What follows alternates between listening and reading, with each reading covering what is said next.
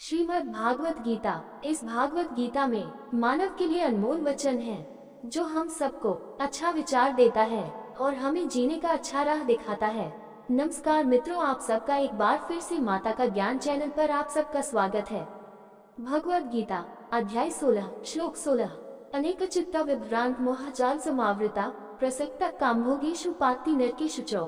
अनेक चित्त विभ्रांत मोह जल समावृत प्रसक्त कामभोगेषु पतंती नरकेषु च। अनेक चित्त कल्पनाएं विभ्रांत भटकाया गया, मोह भ्रम जाल जाल समावृत आच्छादित प्रसक्त आसक्त काम भोगेशु कामुक सुखों की संतुष्टि पतंती उतरना नरके नरक में अशुचो धुंधला। अनेक चित्त विभ्रांत मोह जला समृत प्रसक्त काम भोगेशु पतंती नरके शुचो। अनुवाद: ऐसी कल्पनाओं से वशीभूत और पथभ्रष्ट भ्रम के जाल में घिरे हुए और कामुक सुखों की संतुष्टि में आसक्त होकर वे अंधकार में नरक में गिरते हैं। अहंकार के वशीभूत होकर लोग अपने दिमाग को पहचान लेते हैं और इसके निष्क्रिय और दोहराव वाले विचार पैटर्न तक ही सीमित हो जाते हैं। वे व्यवहारिक रूप से अपने स्वयं के दिमाग पर कब्जा कर लेते हैं जो टूटे हुए रिकॉर्ड की तरह चलता रहता है, और वे उस वास्तविकता में रहते हैं जो उनके विचार उनके लिए बनाते हैं। अशुद्ध मन का ऐसा ही एक पसंदीदा विचार पैटर्न है शिकायत करना। इसे न केवल लोगों के बारे में बल्कि स्थितियों के बारे में भी शिकायत करना और नाराज होना पसंद है। निहितार्थ यह है, ऐसा नहीं होना चाहिए, मैं यहाँ नहीं रहना चाहता, मेरे साथ गलत व्यवहार किया जा रहा है आदि। हर शिकायत एक छोटी सी कहानी है जो दिमाग में बनती है और व्यक्ति उस पर पूरी तरह विश्वास करता है। सिर की आवाज किसी के जीवन के बारे में दुखद, चिंतित या क्रोधित कहानियां बताती है, और बेचारा अहंकार के वशीभूत होकर आवाज जो कहती है उसे स्वीकार कर लेता है। शिकायत जब बढ़ जाती है तो नाराजगी में बदल जाती है। आक्रोश का अर्थ है कड़वा, क्रोधित, व्यथित या अपमानित महसूस करना। जब नाराजगी लंबे समय तक बनी रहती है तो इसे शिकायत कहा जाता है। शिकायत अतीत की किसी घटना से जुड़ी एक मजबूत नकारात्मक भावना है, जिसे किसी ने मेरे साथ क्या किया की कहानी को फिर से दोहराकर बाध्यकारी सोच द्वारा जीवित रखा जा रहा है। इस श्लोक में श्री कृष्ण कहते हैं कि जो राक्षस अहंकार द्वारा बनाए गए भ्रम के जाल में रहना पसंद करते हैं वे सबसे खराब गुणवत्ता के कई विचारों से भ्रमित हो जाते हैं। परिणाम स्वरूप वे अपना भाग्य स्वयं स्पष्ट कर लेते हैं। मनुष्य अपनी पसंद से कर्म करने के लिए स्वतंत्र है, लेकिन वह अपने कार्यों के परिणाम निर्धारित करने के लिए स्वतंत्र नहीं है। फल ईश्वर द्वारा कर्म के नियम के अनुसार दिए जाते हैं। रामायण में कहा गया है, कर्म प्रधान विश्वा करी राखा, जो जासा करस सो तस फल चाखा पीनाई। इस दुनिया में कार्य महत्वपूर्ण है। लोग जो भी कर्म करते हैं उन्हें वैसा ही फल मिलता है। इसलिए हर किसी को अपने कार्यों के कर्म परिणामों का सामना करना पड़ता है। बाइबल ये भी कहती है, निश्चित रहो कि तुम्हारा पाप तुम्हें पकड़ लेगा।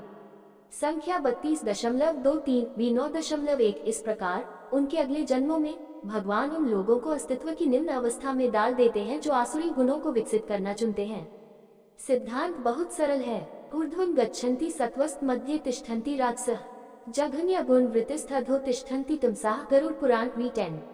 जो लोग सात्विक मानसिकता से कार्य करते हैं वे अस्तित्व के उच्च स्तर तक पहुंच जाते हैं। जो लोग राजसिक मानसिकता से कार्य करते हैं वे मध्य क्षेत्रों में रहते हैं, और जो लोग तामसिक मानसिकता से कार्य करते हैं और पाप की ओर प्रवृत्त होते हैं वे अस्तित्व के निचले स्तर तक गिर जाते हैं। भगवद गीता अध्याय 16 श्लोक 17। आत्मसंभाविता स्तब्धा धनवान मदान्विता यजन्ते नाम यज्ञस्ते दम्भेन विचचम्। आत्मसंभाविता स्तब्धा धनवान मदन्विता यजन्ते नाम यज्ञैते दम्भेन विधिपूर्वकम्। आत्मसंभाविता आत्मा अभिमानी, स्तब्ध चिद्दी धन धन मन अभिमान मदा अहंकार अन्विता पूर्ण यजन्ते यज्ञ करो नाम केवल नाम में यज्ञ बलिदान ते वे दम्भेन आडंबर पूर्वक अविधि पूर्वकम शास्त्रों के नियमों की परवाह किए बिना। आत्मसंभाविता स्तब्धा धनवान मदन्विता यजन्ते नाम यज्ञ दम्भे विधि पूर्वकम। अनुवाद: ऐसे अहंकारी और जिद्दी लोग अहंकार से भरे हुए और अपने धन पर अहंकार करते हुए शास्त्रों के नियमों की परवाह किए बिना केवल नाम के लिए आडंबरपूर्ण यज्ञ करते हैं। सदाचारी लोग आत्मशुद्धि और ईश्वर को प्रसन्न करने के लिए यज्ञ करते हैं। विडंबना यह है कि आसुरी लोग भी यज्ञ करते हैं, परंतु अशुद्ध इरादे से। वे समाज की नजरों में पवित्र दिखने के लिए भव्य अनुष्ठान करते हैं, लेकिन वे शास्त्रों के आदेशों का पालन नहीं करते हैं और इसके बजाय व्यक्तिगत विज्ञापन और दिखावटी प्रदर्शन के लिए बलिदान करते हैं। हालांकि शास्त्रों का आदेश है, गुहितस्य भवेद वृद्धि, कीर्तितस्य भवेत् क्षय। महाभारत में 11। यदि हम अपने द्वारा किए गए किसी अच्छे काम का विज्ञापन करते हैं तो उसकी योग्यता कम हो जाती है, अगर हम इसे गुप्त रखें तो इसकी योग्यता कई गुना बढ़ जाती है। इस श्लोक में श्री कृष्ण राक्षसों के कर्मकांडों को ये कहकर खारिज कर देते हैं कि ये गलत ढंग से किए जाते हैं। भगवद गीता अध्याय 16 श्लोक 18। अहंकार बलम दर्प कामम क्रोध च संश्रिता मामात्मपदेहेषु प्रद्विषन्तोऽभ्यसूयका। अहंकार बलम दर्प कामम क्रोध च संश्रित माम आत्मपदेहेषु प्रद्विषान्तो भयसूयका। अहंकारम अहंकार, बलम शक्ति, दर्पम अहंकार, कामम इच्छा, क्रोधम क्रोध, च तथा संश्रिता से आच्छादित, माम में, आत्मपरादेहेषु अपने और दूसरों के शरीर के भीतर, प्रद्विषंत दुरुपयोग, अभ्याससूयका राक्षसी। अहंकार बलम दर्प कामम क्रोध च संश्रित हमम आत्मपरादेहेषु प्रद्विषंतो अभ्यसूया। अनुवाद अहंकार, शक्ति, अभिमान, इच्छा और क्रोध से अंधे होकर राक्षसी मेरे साथ दुर्व्यवहार करते हैं जो उनके स्वयं के शरीर में और दूसरों के शरीर में मौजूद हैं। यहाँ श्री कृष्ण आसुरी स्वभाव वाले लोगों के अधिक स्पष्ट लक्षणों का वर्णन करते हैं। वे नीच, दुर्भावनापूर्ण, क्रूर, लड़ाकू और ढीठ हैं। हालांकि उनमें स्वयं नेक गुण नहीं होते, फिर भी उन्हें हर किसी में दोष ढूंढने में मजा आता है। वे स्वयं को सर्व महत्वपूर्ण मानते हैं और आत्म प्रशंसा की इस प्रकृति के परिणाम स्वरूप वे दूसरों की सफलता से ईर्ष्या करते हैं। यदि कभी उनकी योजनाओं में उनका विरोध किया जाता है तो वे क्रोधित हो जाते हैं और दूसरों के साथ साथ स्वयं को भी पीड़ा पहुंचाते हैं। परिणाम स्वरूप वे उस परमात्मा की उपेक्षा और अनादर करते हैं जो उनके अपने हृदय और दूसरों के हृदय में विराजमान है। भगवद गीता अध्याय 16 श्लोक 19-20। तनदिष्ट क्रोरांस संसारेषु नराधमन क्षिपमिजस्रं शुभानासुरेष्वेव योनिषु 19। आसुरी योनिमापन मूला जन्मनि जन्मनि मां प्राप्य कौन्तेय ततो यान्ति धाम गतिम। तमहं द्विषत् कृष्ण संसारेषु नराधमान क्षिपाम्य अजस्रम अशुभ आसुरीष्वेव योनिषु आसुरीन योनिमपना मूर जन्मनि जन्मनि मां प्राप्य कौन्तेय ततो यान्ति यद्गतिम।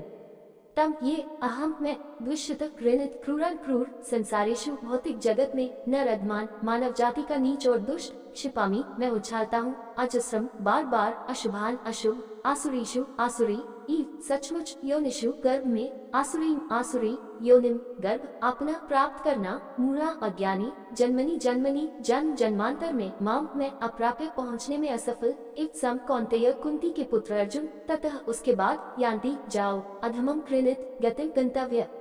तमहम द्विषित क्रूर संसारेषु नराधमं क्षिपम्य अजस्रम अशुभासुरीष्वेव योनिष्वासुरं योनिमपना मूढ़ जन्मनि जन्मनिमम अप्राप्य कौन्तेय ततो यन्ति यद्गतिम। अनुवाद इन क्रूर और घृणित व्यक्तियों मानव जाति के नीच और दुराचारी मैं लगातार भौतिक संसार में पुनर्जन्म के चक्र में समान आसुरी प्रकृति वाले लोगों के गर्भ में डालता हूँ। ये अज्ञानी आत्माएं बार बार आसुरी योनियों में जन्म लेती हैं। हे अर्जुन, मुझ तक पहुँचने में असफल होने पर वे धीरे धीरे सबसे घृणित प्रकार के अस्तित्व में डूब जाते हैं। श्री कृष्ण एक बार फिर आसुरी मानसिकता के दुष्परिणामों का वर्णन करते हैं।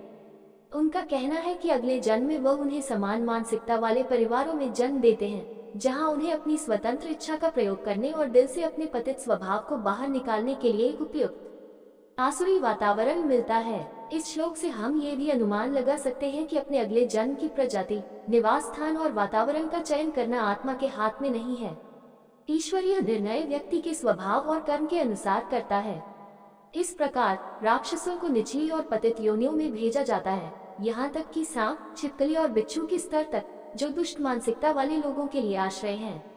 ऐसे ही और कहानी सुनना या देखना चाहते हैं तो डिस्क्रिप्शन में लिंक मिल जाएगा, आप वहां जाकर देख सकते हैं। और आपसे निवेदन है कि यह वीडियो आपको अच्छा लगा हो तो लाइक शेयर सब्सक्राइब जरूर करें। धन्यवाद।